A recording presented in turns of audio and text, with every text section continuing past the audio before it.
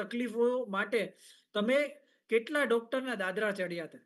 અને ઈ ડોક્ટરના દાદરા ચડ્યા પછી તમને શું રિઝલ્ટ મળ્યું હતું? અને પછી તમે આ ક્લબમાં જોડાયા પછી શું રિઝલ્ટ મળ્યું? સર જય માતાજી. જય માતાજી જગનાબેન. હા, આ ક્લબમાં આવી તે 1 વર્ષ ને 3 મહિના થયા છે. હમ. આ કોમ્યુનિટીમાં આવી તે પહેલા મારું 74 કિલો વજન હતું. કેટલું અત્યારે વજન હતું? 63 કિલો એક જ મિનિટ, છે વજન. એક જ મિનિટ જંખનાબેન. તમે હા, કેટલા વજન સાથે તમે આ ક્લબમાં કનેક્ટ થયા હતા એ જરા જણાવો. 74 કિલો હતું. 74 કિલો વજન સાથે તમે કનેક્ટ થયા હતા. ઓકે. શું તમને તકલીફ અત્યારે હતી જણાવો. હા, આ કોમ્યુનિટીમાં આવી તે પહેલા મને બીપી હતું, યુરિક એસિડ હતું, કોલેસ્ટ્રોલ હતું, પછી બેક પેનમાં દુખાવો હતો, ઘૂંટણનો ઘસાવો હતો, પછી 18-20 વર્ષથી મને સંધિવા હતો અચ્છા. ને સંધિવા હતો.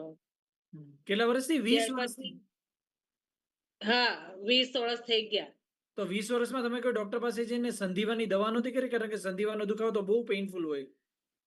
શરૂઆતમાં સર હોમિયોપેથિક કરી કેટલા ટાઈમ, તેમાં કઈ ફેર નહીં પડ્યો. ઓકે. તેની વર્ષ 2 વર્ષ તેની દવા કરી. ત્યાર પછી એલોપેથિક માંગી તો તેમાં પણ રાહત નહીં રહી. થોડાક ટાઈમ કરી, એ પણ કેટલા વર્ષ કરી મેં. આજે સારું થશે, કાલે સારું થશે એમ કરીને રાહ જોઈ. એમાં પણ મને બિલકુલ ફેર નહીં પડ્યો. જેમ દિવસ જાય તેમ વધતો જ ગયો વાર. ત્યાર પછી આયુર્વેદિકમાં ગઈ. તો આયુર્વેદિકમાં એટલા બધા ઉકાળા પીધેલા છે મેં સર, ને એટલી બધી દવા મેં ખાધેલી છે. રોજની 27-28 ગોળી હું પીતી હતી આયુર્વેદિક. ઓકે. તો પણ મને ફેર નહીં પડ્યો. કેટલા ટાઈમ આ દવા પણ મેં ખાધી કે આયુર્વેદિક છે એટલે ધીમે ધીમે સારું થઈ જશે એમ કરીને. એમાં પણ રાહ જોઈ અમે, કેટલા વર્ષ દવા ખાધી એમાં. ત્યાર પછી બિલકુલ ફેર નહીં પડ્યો. તો બોમ્બે મને બાજુના ગામમાંથી એડ્રેસ આપ્યું કે તમે એમને ત્યાં લઈ જાઓ એમ. અચ્છા. કે એસે નમીન કરીને એક ડોક્ટર છે બોમ્બેમાં. તે ડોક્ટર બહુ સારા છે ને મારા વાઈફને એમ કે સારું થઈ ગયું છે તો એમને પણ લઈ જાવ એટલે એમને પણ સારું થઈ જશે. બરોબર. તો ત્યાં લઈ ગયા. તે પેલા 6 મહિનાની દવા આપી તો તેમાં થોડોક ફેર પડ્યો.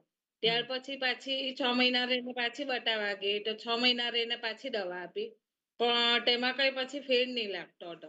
અચ્છા. ને ત્યાર પછી ડોક્ટરે એવું કીધું કે આટલી દવાથી તો બેનને ફેર પડવો જ જોઈએ. આ કેમ નથી પડતો તે ખબર નથી એમ. અચ્છા. પછી એમણે એ દવામાં હેવી ડોઝ કર્યો. 1000 mg ની મને દવા આપી 500 ની જગ્યાએ. તો અચ્છા. 3 ડબલ પાવર ડબલ થઈ દિવસ ગયું દવા દવાનું. પીધી. હા, પાવર ડબલ થઈ ગયો ને 3 દિવસ મેં દવા પીધી. ત્યાર પછી મને ડિપ્રેશનમાં આવી ગઈ. એવું થયું કે હવે હું રડી લેમ તો મને સારું લાગે, એટલું છાતી ભારે થઈ જાય એમ. ને હું એને એમ કેમ કે મને હવે કાં જાઉં તો સારું લાગે એમ. એ 3 દિવસ જ મેં દવા પીધી પણ એટલું બધું આમ માઇન્ડ પર એ થઈ ગયું તો મને તાત્કાલિક એને રાતે રડી એટલે આખું ફળિયું ભેગું થઈ ગયું. ને પછી મને આવી રીતના બાજુના ગામમાં કિમ સાધના હોસ્પિટલમાં લઈ ગયા. તો ડોક્ટરને મેં એવું કીધું, એમણે હાથ પકડો એટલે કે સર મને કેન્સર તો નથી ને. અચ્છા. એમ કરીને કહ્યું. હા, એ કેન્સરના પણ રિપોર્ટ કરાવ્યા છે સર. એ પણ બધું કમ્પ્લીટ કરાવ્યું છે. શું આવ્યું પણ તે રિપોર્ટમાં? પણ નહીં તો હું કેવું સર? રિપોર્ટમાં શું આવ્યું? કેન્સરના રિપોર્ટ કર્યા એમાં? ના, એ નેગેટિવ હતું. નેગેટિવ આવ્યું. કેટલો ખર્ચો કર્યો એ રિપોર્ટની પાછળ? રિપોર્ટ તો સર અત્યાર સુધીમાં જો ખર્ચો ગણે ને તો 7-8 લાખ ઉપર ગયો હે, ઓછો નહીં. 7 થી 8 લાખ રૂપિયા એ 20 વર્ષથી જે સંધિવામાં હેરાન થતા હતા, બરોબર? એની પાછળ એને દવાઓનો ખર્ચો કર્યો છે. વિચાર કરો. અને 7 થી 8 લાખ રૂપિયામાં ફાયદો શું થયો? કઈ નહીં, તબિયત વધતી જ કઈ ગઈ નહીં. ને સંધિવામાં એટલું ને એટલું જ રહ્યું. કઈ ફેર નહીં પડ્યો. ત્યાર પછી એટલે કંટાળીને મતલબ શું થયું કે 7 થી 8 લાખ રૂપિયાનું પાણી થઈ ગયું? હા, પાણી થઈ ગયું ને તબિયત બગડી ગઈ તે જુદી. મારી આટલી તબિયત નહીં હતી પહેલા. એકદમ માપની મીડિયમ બોડી હતી. તેની જગ્યાએ દવા ખાઈને તબિયત મારી થઈ ગઈ ને કિડની પર અસર થવા બાજી પછી. ત્યાર પછી મને આ નિધિબેન અમે જોઈન થયેલા હતા તે કેટલા વારંવાર કહેતા હતા હમ ત્યાર પછી મગનું પણ મેં અખતરો કર્યો સળમાં આવ્યા તે પહેલા મેં 3-4 મહિના તો મગમાં ગઈ. તેમણે એવું કીધું કે મગ ખાહો એટલે તમે ધીમે ધીમે આમાં એ થઈ જાય. તો 3 મહિના મેં ખાધા ત્યાર પછી મારથી નહીં ખવાયા. બરોબર ત્યાર પછી એવું કીધું કે હવે મારથી મગ પણ નહીં રેવાય. કારણ કે સાંજ હમ સવારે એક ધરું મગનું ઊંધું. એટલે પછી મેં મારા મિસ્ટરને કીધું કે હવે તમે કહેતા હોય તો હું આમાં જોઈન થામ. બરોબર અને નિધિ મને વારંવાર કહેતી હતી.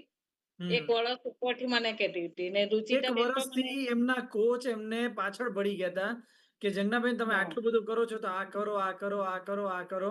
પણ પેલું કેવું છે કે દૂધનો દાજેલો બિચારો છાશે ફૂકી ફૂકીને પીવે, રાઈટ? તો એમને બધી જ હા. એલોપેથી ને હોમિયોપેથી ને આયુર્વેદિક ને બધું ટ્રાય કરેલું, છેક મુંબઈ સુધી ડોક્ટર પાસે જઈ એવા 7 થી 8 લાખ રૂપિયાનો ખર્ચો કર્યો, પણ રિઝલ્ટ નીલ, ઝીરો, રાઈટ? તો આ પ્રકારના વ્યક્તિને સપોઝ આપણા જેવા વ્યક્તિ આમંત્રણ આપે તો એ બિચારું વિચારે તો ખરી ને, રાઈટ? તેમને 1 વર્ષ વિચાર કર્યો અને 1 વર્ષ વિચાર્યા પછી હાર્યા, થાક્યા અને પછી આ ક્લબમાં જોડાણા. અચ્છા, આ ક્લબમાં જોડાયા પછી તમને શું રિઝલ્ટ મળ્યું જંગનાબેન? ક્લબમાં જોડાયા પછી 3-1 મહિના પછી મને છે ને બીપી ની મારી દવા ડોક્ટરે બંધ કરી, યુરિક એસિડ ની બંધ કરી, ઓકે કોલેસ્ટ્રોલ ની દવા બંધ કરી. ને 7-8 મહિના થયા ત્યાર પછી મને સંધિવામાં ફેર પડ્યો. તો તેની પણ દવા બંધ કરી. અચ્છા, એટલે અત્યારે સંધિવાની કોઈ પણ જાતની દવા નથી લેતા? કોઈ એક દવા નહીં. એક ટાઈમે મુંબઈના ડોક્ટરે 1000 પાવરની દવા લખી હતી તોય અસર નહોતી થતી. એમને અત્યારે સંધિવા માટે 0 મેડિસિન છે. એકવાર જોરદાર તાલી પાડો જંગનાબેન માટે. અને ઝંખનાબેન માટે એકલા કોઈ માટે શું દવા કામ તાલી પાડીએ આપણે? આપણે નિધિબેન માટે પણ તાલી પાડીએ, કારણ કે એમને 1 વર્ષ સુધી ધીરજ રાખી. તાલી પાડો એક વખત બધા, જોરદાર. તાલી પાડશો તો તમારું જ બ્લડ સર્ક્યુલેશન થશે. આપણે બીજા માટે તાલી પાડીએ ત્યારે આપણે આપણા માટે પણ તાલી પાડીએ છીએ. ઓકે, ફેન્ટાસ્ટિક, અમેઝિંગ, જોરદાર. જંગનાબેન, લાગે છે નવું જીવન મળ્યું એવું? હા સર, ત્યાર પછી મેં મારા મિસ્ટરને હું મને નિધિબેન વારંવાર કહે તો હું માનું નહીં હમ કે ના એમાં તો સ્ટીરોઇડ આવે ને આ તે આવે. એટલે હું માનતી જ નહીં કે ના એવું થાય છે. પણ તેમ કે ના એવું કઈ જ નથી. પછી મને બધાના નિધિબેન કે તમે જો જોઈન થાવ કે નહીં થાવ પણ તમને હું લિંક મોકલું તો તમે સાંભળો. એટલે 3-4 વાર મેં સાંભળી, મારા મિસ્ટરને બેસાડ્યા. અચ્છા એમને પણ મગજમાં એવું જ કે અમે તો આવું સ્ટીરોઇડ આવે એટલે નહીં એ થાય એમ. એના લીધે તને સારું થાય પણ પછી પાછું તેવું ને તેવું જ રહે. પણ એમને પાછા અમે આ બધા કોમ્યુનિટીનો પાઠ સંભળાવ્યો ત્યાર પછી એમણે કીધું કે ના સરસ, સારું છે ને તારું માઇન્ડ જો કામ કરતું હોય તો તું જોઈન થા, મને વાંધો નથી. એટલે એમણે એવું કીધું કે કરે તો રેગ્યુલર કરજે. તો મેં કહ્યું હા, વાંધો નહીં. બરોબર. એટલે હું આમાં જોઈન થઈ. ને ત્યાર પછી ધીમે ધીમે જેમ જેમ મને ફેર પડ્યો તેમ મારા મિસ્ટરને પણ વિશ્વાસ આવવા બેસ્યો કે ના વાત સાચી છે એમ. વાવ, જબરદસ્ત, હા. જોરદાર. ને આજની તારીખે કે હું સાંજે આ નિધિબેન ને ખબર જ છે હું રસોઈ કરું મૂકું પણ મારથી ખવાતું નહીં. મારથી અચ્છા. એવું થઈ જતો, આંગળા એમ થઈ જતા. હમ એવું થઈ જતો કે મારથી કપડાં નહીં પહેરાય, માથું નહીં ઓળાય. કેટલી વાર હું આજુબાજુમાં બધાની તમે એ તમે તમારા કાકીજી સાસુની મદદ લેતા નહીં કપડાં પહેરવા માટે? હા, એમના આંગળા બધાનું પેલા, એવું કેવી રીતે કર? યસ, વિચારો હા, એમની જે વડીલ છે એમના કાકીજી સાસુ એમને કપડાં પહેરાવે, કારણ કે એમના આંગળા એટલા વળી જતા હતા. આવી રીતના આર્થરાઇટિસ હોય ને, એમાં આવી રીતના આંગળા વળી જાય. બતાવો તો અત્યારે, આવી રીતના કરીને બતાવો તો. ઝંખનાબેન, વેરી ગુડ. વિચારો, જુઓ, this is the power of બે ન્યુટ્રિશન. બે વર્ષ complete છે. અમેઝિંગ, 2 અમેઝિંગ, વર્ષ complete. જોરદાર ને રિઝલ્ટ. કસરતમાં જતી તે પણ મને એવું કહે છે કે તમને આ બહુ સરસ છે. તમે આ સંધિવા વાળાના બધાના આંગળાને એ પકડાઈ જાય છે પણ તમને કોઈ પણ એ અસર થઈ નથી એમ આંગળા પર કે નહીં. ને જોરદાર, જબરદસ્ત. ઘરમાં ચાલવાની તકલીફ હતી તેની જગ્યાએ હું ઘરમાં પણ બધું કામ કરી શકું છું. નર્મદા પરિક્રમા પણ 24 કિલોમીટર 2 વર્ષથી હું આ કોમ્યુનિટીમાં જોઈન થઈને બીજી વાર ગઈને આવી છું. વાવ, જબરદસ્ત, હા. જબરદસ્ત, જોરદાર, ને અમેઝિંગ રિઝલ્ટ છે. ત્યાર પછી અત્યારે કામવાળી ચાકર નહીં ઉતારતા, હું નિધિબેનને ખબર જ છે. હું હમ અઠવાડિયું ખેતર ગઈને દૂધી પણ તોડી છે ને એટલું વજન ઉચકીને દૂધી પણ બહાર કાઢી છે. શું વાત છે, વાહ, જોરદાર. એટલે અચ્છા, હમણાં તમે ને ઘરનું તો નિધિબેન કરું કંઈક છું. કંઈક ચાલીને કંઈક બહુ લાંબુ ચાલીને આવ્યા હમણાં, કેટલો ચાલ્યા હતા તમે? 24 કિલોમીટર 24 નર્મદા કિલોમીટર. પરિક્રમા. વિચારો, એક હા, ટાઈમે જે વ્યક્તિ એમના કાકીજી સાસુની મદદથી કપડાં પહેરતા હતા, એ 24 હા. કિલોમીટર ચાલીને આવ્યા. વિચારો, જોરદાર રિઝલ્ટ. ઓકે. અને આને કહેવાય હેડ ટર્નિંગ રિઝલ્ટ. શું કહેવાય? હેડ ટર્નિંગ. અચ્છા ઝંખનાબેન, તમારા રિઝલ્ટથી તમે બીજા લોકોને પ્રેરણા આપીને તમે કેટલા લોકોને મદદ કરી છે અહીંયા ક્લબમાં? બે જણને કરી છે સર. વાવ! જોરદાર. શું એ લોકો છે અહીંયા? એ તેજલબેન છે ને ઉર્વશીબેન પણ છે ક્લબમાં. ઉર્વશીબેન પણ છે. વાવ! જબરજસ્ત. આ બંને તમારા શું થાય? એ ઉર્વશીબેન મારા ફોઈ સાસુના છોકરાની વહુ થાય, દેરાણી થાય ને તેજલબેન પણ દેરાણી જ થાય ને ફ્રેન્ડ પણ થાય. વાહ! જબરજસ્ત. ને નિધિબેન તમારા શું થાય? નિધિબેન પણ ઈ જ થાય. વાહ! જબરજસ્ત. સમજો તો અહીંયા તમને જે સારું રિઝલ્ટ મળે છે ને, રાઈટ? આજે તમારે બધા જ લોકો એવા 10 લોકોના નામ લખવાના છે કે જેને તમારા હા. જીવનના છેલ્લા શ્વાસ સુધી તમે ઈચ્છો છો કે તમારી સાથે રહે.